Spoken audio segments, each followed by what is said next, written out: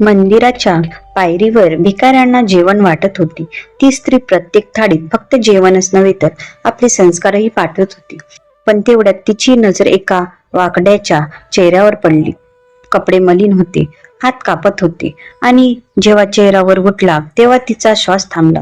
तो कोणी नव्हता, तो तिचाच घटस्फोट झालेला पती होता, ज्याने कधी तिला धक्के देऊन घराबाहेर काढले होते. आज त्यास तिच्या समोर भीक मागत होता. पण मग त्या स्त्रीने जे केले ते पाहून संपूर्ण मानवता हादरली. ही खरी गोष्ट हृदयाला जुळजुळीत करणारी आहे. संपूर्ण गोष्ट जाणून घेण्यासाठी व्हिडिओ शेवटपर्यंत नक्की पहा. पण आधी व्हिडिओला लाईक करा, चॅनलला सबस्क्राईब करा आणि कमेंटमध्ये आपले आणि आपल्या शहराचे नाव नक्कीच लिहा. मित्रांनो, अयोध्यापासून सुमारे 15 किमी दूर ती महिला जिचे नाव होते पारुल आजही तशीच मंदिराला आली होती, जशी ती प्रत्येक वेळी आपल्या बुटीकच्या ओपनिंग नंतर यायची. आतापर्यंत तिच्या 4 मोठ्या बुटीक संपूर्ण शहरात उघडल्या होत्या. प्रत्येक दुकानाची ओपनिंग तशाच अंदाजात होत असे. ना कोणती पार्टी, ना ग्लॅमर, ना कोणता कॅमेरा. फक्त ओपनिंग नंतर मंदिरात येऊन आपल्या हाताने भुकेल्यांना खाऊ घालून भगवंताचे आभार मानायची. पारुलचे म्हणणे होते, शक्य आहे माझ्या नशिबात जी यश आली आहे ती भगवंताने यासाठी दिली असेल की मी कोणाची तरी भूक भागू शकेन. प्रत्येक वेळेप्रमाणे या वेळेही तिने मंदिराच्या बाहेर बसलेल्या एक एक भिकाऱ्याला स्वतःच्या हातांनी जेवण पाठवायला सुरुवात केली. ना कोणती घृणा, ना कोणता संकोच, फक्त खऱ्या सेवेचा भाव. एक एक थाळी ती डाळ भात, भाजी आणि मिठाई अशी सजवत होती, जसे कोणी आई आपल्या मुलांना खाऊ घालते. पण तेवढ्यात जेव्हा तिने पुढची थाळी एका मळक्या कुजल्या कपड्यात गुंडाळलेल्या एका भिकाऱ्याला देण्यासाठी पुढे केली, तेव्हा तो भिकारी जेवण घेण्याऐवजी तिच्या डोळ्यात बघू लागला. एकदम थांबलेला, फुगलेल्या डोळ्यांचा चेहरा, ज्याच्या चेहऱ्यावर घाम आणि धुळीचा जाड थर चढलेला होता. त्याच्या नजरा कापत होत्या आणि ओठ थरथरत होते. पारुल थोडी अस्वस्थ झाली. बाबा, जेवण घ्या, तिने नम्रतेने सांगितले. पण पुढच्या क्षणी तो भिकारी थाळी सोडून तिच्या पायात पडला आणि हुंकार देऊन रडत रडत म्हणू लागला, मला माफ करा पारुल, मला माफ करा, मी फार वाईट केले. पारुल एकदम घाबरली.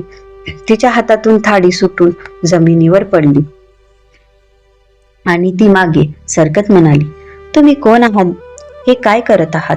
उठा बाबा, माझ्या पायात का पडताय? पण तो भिकारी रडतच राहिला. त्याचे शरीर कापत होते आणि तो थरथरत्या आवाजात फक्त एक नाव वारंवार उच्चारत होता, पारुल, पारुल, मी आकाश आहे. तू मला विसरलीस का? हे ऐकताच जणू काळ्याची वाळू मागे वाहू लागली. जणू कोणीतरी जोरात पारुलच्या छातीतला कोणता तरी जुना जखम दोबारा खरचून टाकला होता. आकाश, तिच्या तोंडातून हे शब्द कष्टाने बाहेर पडले. तिच्या समोर आता मंदिर नव्हते, ना तो भिकारी. तिच्या डोळ्यासमोर आता फक्त एक देखावा तरंगत होता. जेव्हा त्याच आकाशने एकदम तिला आपल्या घरातून धक्के मारून बाहेर काढले होते, ते जखम जे पारुलने 7 वर्षापूर्वी दाबून टाकले होते, आज एका झटक्यात पुन्हा जिवंत झाले. तिचा श्वास जोरात चालू लागला. तिच्या हाताच्या तळव्यांना थंडावा येऊ लागला. तिचे ओठ कोरडे पडू लागले. ती मागे वळली. पाहिलं की बाकीचे भिकारी हा देखावा बघत आहेत. ड्रायव्हरही असमाजात उभा होता. पारुलने स्वतःला संयमित केले. तिने हळूच ड्रायव्हरला सांगितले, तू जेवण वाढ, मी थोड्या वेळाने येते. आणि मग तिथे त्या थरथरत्या भिकाऱ्याला उचलले, ज्याच्या कपड्यातून दुर्गंध येत होती. केस गुंतागुंतीचे होते आणि चेहरा ओळखीपासून दूर होता. पण डोळे, हो तेच डोळे होते ज्यामध्ये तिने कधी प्रेम शोधले होते आणि नंतर त्याच्यातच द्वेष आणि तिरस्कार पाहिला होता. चल, इथं नाही बोलू, पारुलने सक्त लहज्जात सांगितले. ते दोघे मंदिरापासून थोड्या दूर एका रिकाम्या बेंचवर जाऊन बसले. आकाश अजूनही सिसक्या घेत होता. त्याचं डोकं खाली झुकलेलं होतं आणि त्याच्या डोळ्यातून अश्रू वाहत होते. जणू कोणीतरी वर्षाचा ओझा उतरत होता. काही क्षण खामोशीत गेले. मग पारुलने एक दीर्घ श्वास घेतला आणि विचारले, आता सांगा, ही स्थिती कशी झाली तुमची? ज्याच्याकडे पुश्तैनी जमीन होती, दुकान होते, पैसा होता, तो आज भिक्का मागतोय. आकाशचे शरीर कापत होते.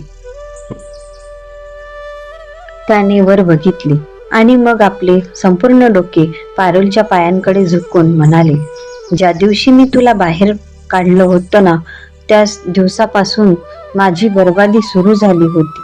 आणि इथूनच सुरू होती त्या माणसाची अर्धवट गोष्ट, ज्याने कधी एका स्त्रीचे हृदय फोडले होते आणि आत्मा तुटून तिच्या समोर माफी मागत होता. आकाश आता बेंचवर शांतपणे बसला होता. एक असा माणूस जो आतून पूर्ण तुटून पडला होता, ज्याच्या डोळ्यात पश्चातापाची राख आणि हृदयात अर्धवट माफीची जळती चिंगारी होती. समोर बसलेल्या पारुलचा चेहरा भावनेने रिकामा होता. ना कोणता तिरस्कार, ना कोणती दया, फक्त एक शून्य, जो कोणत्या तरी जखमीच्या कोरड्या पडल्यानंतरच बनतो. बोल आकाश. पारुलचा आवाज अत्यंत थंड होता. मला त्यावेळी गुन्हेगार का बनवलंस? माझ्यात काय कमी होतं? किंवा मग दहेजची लोभच सर्व काही होतं का? आकाशचं डोकं झुकलेलं होतं. त्याने थरथरत्या ओठांनी बोलायला सुरुवात केली. ज्या दिवशी तुझ्याशी लग्न केलं, त्या दिवशी मला वाटलं होतं की माझी नशीब उघडलं. तू शिकलेली, समजूतदार आणि सुंदरही होतीस, पण माझे घरचे, त्यांची विचारसरणी ती जुनी झिजलेली, बिना मोटरसायकलीची, बिना 5 लाखाच्या दहेजाची. त्यांना तुझे गुण दिसले नाहीत, फक्त तो लिफाफ्याची जाडी दिसली. मी तुझ्यासाठी आवाज उठवण्याची हिंमत केली असती तर कदाचित आज माझी आई जिवंत असती आणि तू या स्थितीत दुबारा समोर नसतीस. आकाशच्या डोळ्यातून अश्रू वाहत होते. त्याने बोलणे सुरूच ठेवलं. माझ्यावर दबाव पडला, दुसरं लग्न कर, समाज काय म्हणेल, आणि मी ते केलं जे कदाचित भगवंतही माफ करणार नाही. एक आणखी लग्न, पण हे लग्न प्रेमाने नव्हे तर लोभाने झालं होतं. त्या मुलीने माझ्या घरात आग लावली. दर दिवस भांडत, दर रात्री ताना, आणि जेव्हा दहेजाची मागणी पूर्ण झाली नाही, तेव्हा तिने न करता माझ्या विरुद्ध पोलिसात केस केली. पारुल, मला माहित नाही तुला काय काय सहन करावं लागलं असेल, पण तू घर सोडलंस, हो, इज्जतीनं, आणि मी माझं घरही गमावलं. माझं नावही पोलिसाच्या केसमधून सुटलं. तेव्हा सर्व काही विकलं गेलं होतं. पुश्तैनी जमीन, दुकान, सामान, सर्व गेलं. आणि जेव्हा मी स्वतःला दुबारा उभं करायला गेलो, तेव्हा ना कोणी मित्र शिल्लक होते, ना कोणतं नातं. आई बाबांनी जेव्हा पाहिलं की मुलगा आता एक जिवंत लाश आहे, तेव्हा ते हळूहळू आतून तुटून गेले आणि एक दिवस कायमचे निघून गेले. मी एकटाच पडलो. पारुल इतका एकटा की दारूशी मैत्री केली आणि फुटपाथशी नातं. आता ना कोणतं गाव, ना कोणतं मकान, फक्त एक फाटलेली चादर आणि दर दिवशी भुकीशी लढाई. आकाश पुटपुटून रडू लागला. आणि माहितीये का, सर्वात मोठी शिक्षा काय होती? जेव्हा दर रात्री मी मिटलेल्या डोळ्यांनी तुझा तो चेहरा बघत होतो, जो दरवाजातून बाहेर काढला गेला होता, आणि तुला पुकारूही शकलो नाही, कारण माझ्या घशात लाजेचा फंदा होता. पारुलचे डोळे भरून आले होते, पण ती अजूनही आपले अश्रू पिऊन गेली, कारण तिच्या अश्रूंची किंमत खूप महाग होती.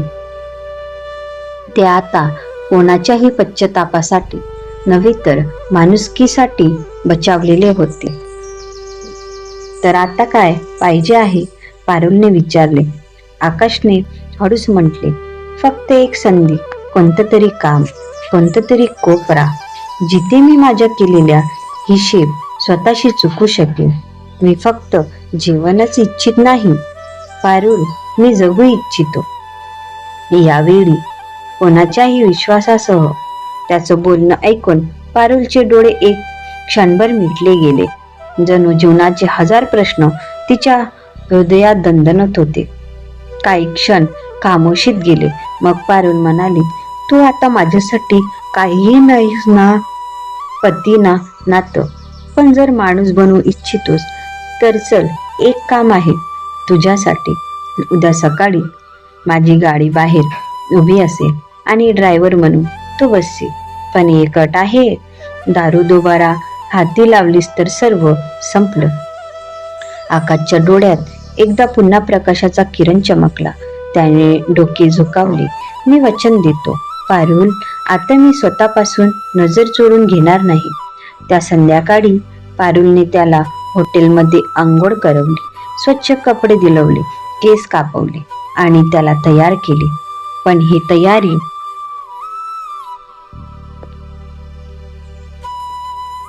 कोणत्याही लग्नासाठी नव्हती. ही एका भिकाऱ्याला माणूस बनवण्याची सुरुवात होती. सकाळी अगदी 10 वाजता घरासमोर एक पांढरी कार येऊन थांबली. दरवाजा उघडला. पारुल उतरली आणि तिच्या मागोमाग एक व्यक्ती उतरली ज्याच्या चालण्यात संकोच होता, ज्याच्या चेहऱ्यावर झुकलेला स्वाभिमान होता आणि त्याच्या डोळ्यात माफीची थांबलेली नदी होती. तो आकाश होता. नवीन कपडे, स्वच्छ केस आणि धुतलेला चेहरा होता, पण आतला अपराधीपण अजूनही तोच होता. जिथे पारुल बरोबर त्या दिवशी सर्व काही तोडून सोडून आला होता. पारुलने जेव्हा दरवाजा खटखटला तेव्हा श्रीकांतजी, तिचे वडील, बाहेर आले. त्यांच्या डोळ्यात जणू वेळ थांबून गेला. त्यांच्या नजरा वारंवार पारुलकडून आकाशकडे फिरत होत्या, ज्याला बघून अजूनही त्यांचे हृदय चिंचावत होते की हाच तो आहे ज्याने माझी मुलगी तोडली होती. मुलगी त्यांना हळूच आवाजात विचारलं, हा कोण आहे? पारुलने हळूच म्हटले, बाबा, हाच आहे आकाश. इतके 1 तास त्यांच्या चेहऱ्यावर एक हलकासा कंप दौडला. त्यांच्या डोळ्यात ते सर्व क्षण परत आले जेव्हा त्यांनी आपली मुलगी सुस्कारत्या घरात परत येताना पाहिली होती, जेव्हा त्यांना प्रथमच पारुलला इतकी तुटलेली पाहिली होती की तिचं नाव घेतलं तरी ती कापायची. पण बाबा, पारुलने त्वरित पुढे म्हटले, आता हा माझं काहीही नाहीये. या ना नातं ना हक्क, हा आता फक्त एक ड्रायव्हर आहे ज्याला मी नोकरी दिली आहे, कारण मी माझ्या परिश्रमानं जे नाव कमावलंय, आता त्याच माणसाला माणूस बनवायचं कामही मलाच करावं लागणार आहे. श्रीकांतजींचे ओठ एक क्षणभर हलत राहिले. ते शांतपणे आकाशकडे बघत राहिले. त्यांचे हात आता जोडलेले होते आणि डोळे खाली झुकलेले होते. नमस्कार बाबा, आकाशने कापत्या आवाजात म्हटले. तुम्ही मला माफ करू नका, पण मी इतकं नक्की इच्छितो की तुमच्या घराबाहेर उभं राहू आणि रोज स्वतःला बघू शकू. ज्या माणसाने एका स्त्रीचा अपमान केला होता, मी आता फक्त माझ्याच नजरेत परत येऊ इच्छितो. आणि त्या प्रवासात जर तुमची सावलीही मिळाली तर मी स्वतःला सुदैवी समजेन. काही वेळ खामोशी पसरली राहिली. मग श्रीकांतजींनी हळूच विचारले, दारू हाती लावतो? आकाशने त्वरित डोके हलवून नकार दर्शवला. आता कधीच नाही, शपथ आहे त्या माणसाची जो आता दोबारा बनण्याचा प्रयत्न करतोय. श्रीकांतजींनी एक दीर्घ श्वास घेतला. त्यांचा गळा भरून आला, पण चेहरा अजून सक्त होता. ठीक आहे, ते म्हणाले, जर माझ्या मुलीने माफ केलं नाही पण माणूस बनवण्याची संधी दिली आहे तर मीही तिच्या या निर्णयाचा आदर करेन. घरात आत येऊ नकोस, पण घराबाहेर जर वेळेवर गाडी उभी ठेवलीस तर समजेल की तू सुधारतोयस. हे शब्द आकाशसाठी पुनर्जन्मासारखे होते. त्यांनी जमीन स्पर्श करून प्रणाम केला. आता मी कोणाचाही विश्वास तोडेल त्यापूर्वी प्रत्येक दिवशी स्वतःला माफ करणे इतका योग्य बनवून घेईन. पारुल एका कोपऱ्यात उभी हे सर्व बघत होती.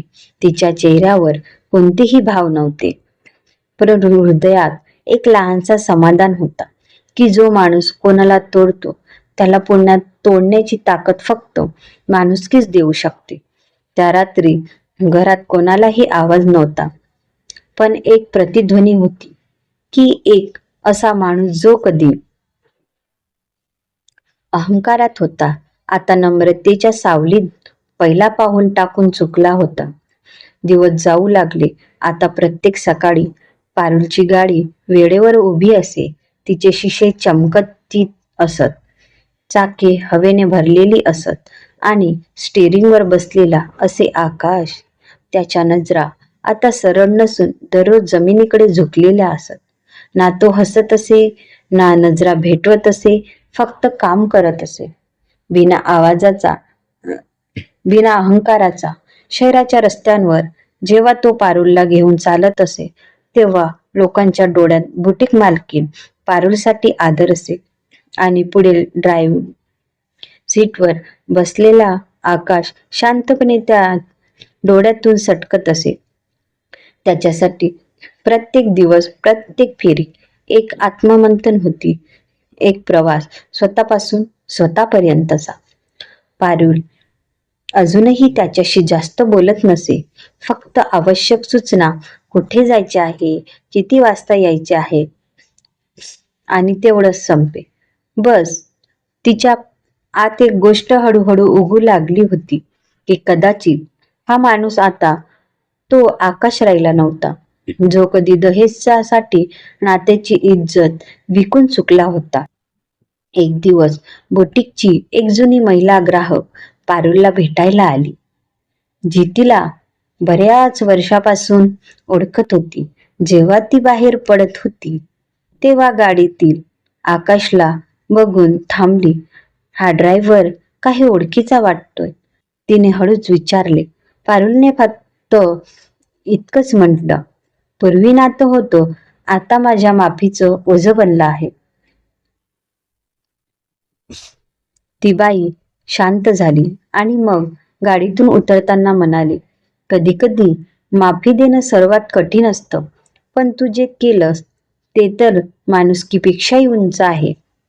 पारुल शांत राहिली, पण ते शब्द आतमध्ये घुमू लागले. रात्री जेव्हा ती घरी परतली तेव्हा वडील श्रीकांतजी बरामद्यात बसले होते.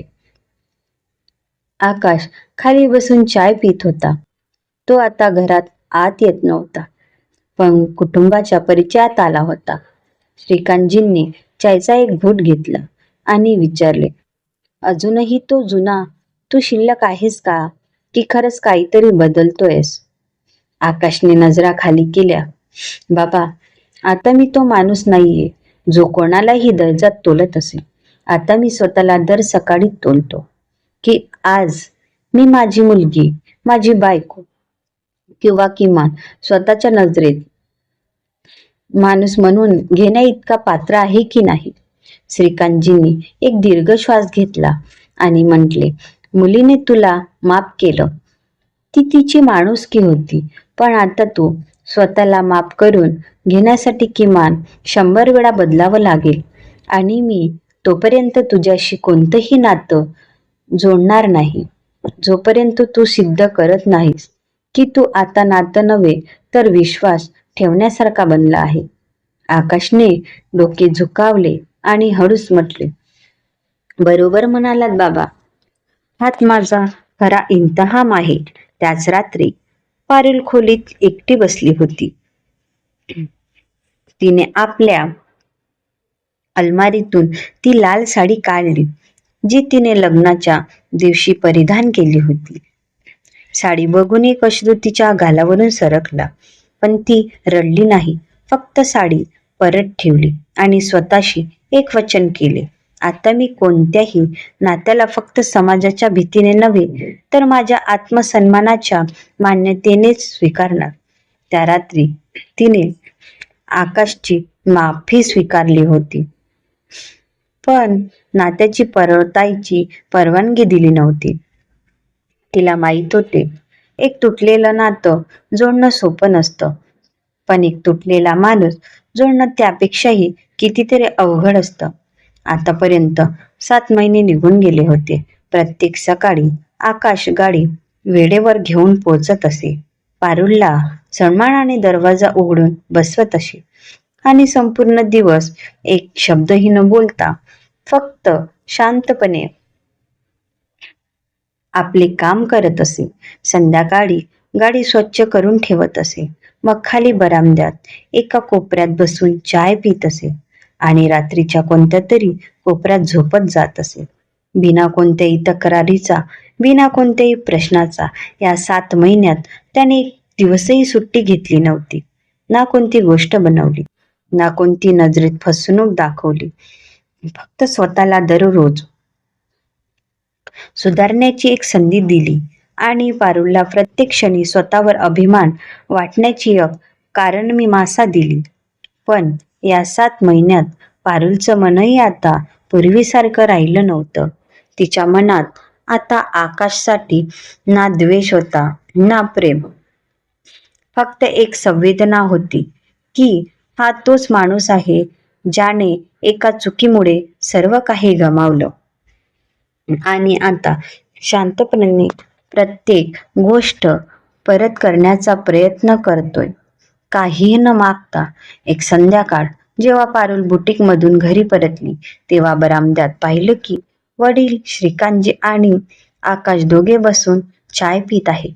प्रथमच दोघे एकत्र बसून एकाच कबुतराची गोष्ट सामायिक करत होते. श्रीकांतजींनी पारुलकडे बघितलं आणि म्हटलं, मुली, माणसाला बदलण्यात वर्ष लागतात, पण तुम्ही याला बदलण्याची संधी दिली ते तुझ्या संस्काराची जीत आहे. आता निर्णय तुझा आहे, पण इतकं नक्की सांगेल की कोणत्याही सुधारणेवर त्याला शिक्षा देत राहणं त्याच्या पापापेक्षाही मोठा गुन्हा होतो. त्या रात्री पारुल बराच वेळ झोपू शकली नाही. तिने विचार केला, का मी त्याला दोबारा पती म्हणून स्वीकारावे? का तेच नातं पुन्हा सुरू करू शकेल जे एकदा मरून गेले होते? पण मग तिला जाणीव झाली की आकाश आता तो नाही आणि ती स्वतःही आता तीच पारू राहिली नव्हती. आता ती एक सबल आणि आत्मनिर्भर स्त्री होती, जिने कोणत्याही आधाराशिवाय स्वतःच्या जीवनाला नवे आकार दिले होते. दुसऱ्या दिवशी सकाळी पारुलने आकाशला सांगितले, उद्या संध्याकाळी मंदिराला जायचे आहे, तयार राहा. आकाश शांतपणे डोके हलवून हो म्हणाला. संध्याकाळी मंदिराच्या पायरीवर पारुल लाल साडीत होती आणि हातात सिंदुराची साडी घेऊन अगदी तशीच उभी होती जशी 7 वर्षापूर्वी होती. पण यावेळी तिच्या चेहऱ्यावर भीती नव्हती, तर संतुलन, आत्मबल आणि शांती होती. आकाश समोर उभा होता, गोंधळ आणि आशेच्या मिसळलेल्या नजरांसह.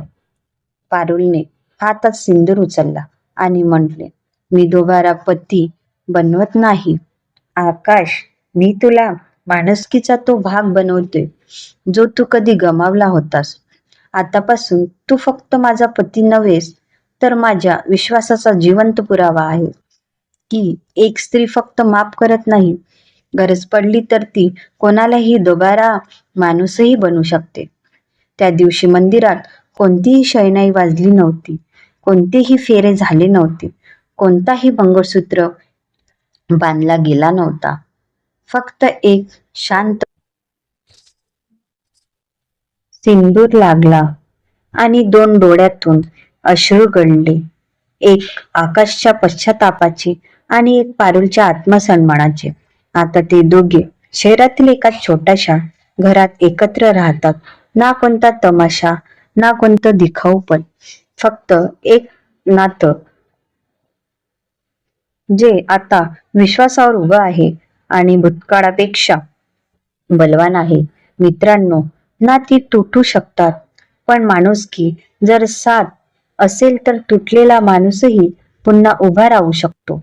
प्रत्येक माणसाला त्याच्या चुकीची शिक्षा मिळायलाच हवी, पण जर तो खऱ्या अंतःकरणाने पश्चाताप करत असेल आणि बदलू इच्छित असेल तर त्याला एक संधी देणे ही माणुसकीची सर्वात मोठी मिसाल असते.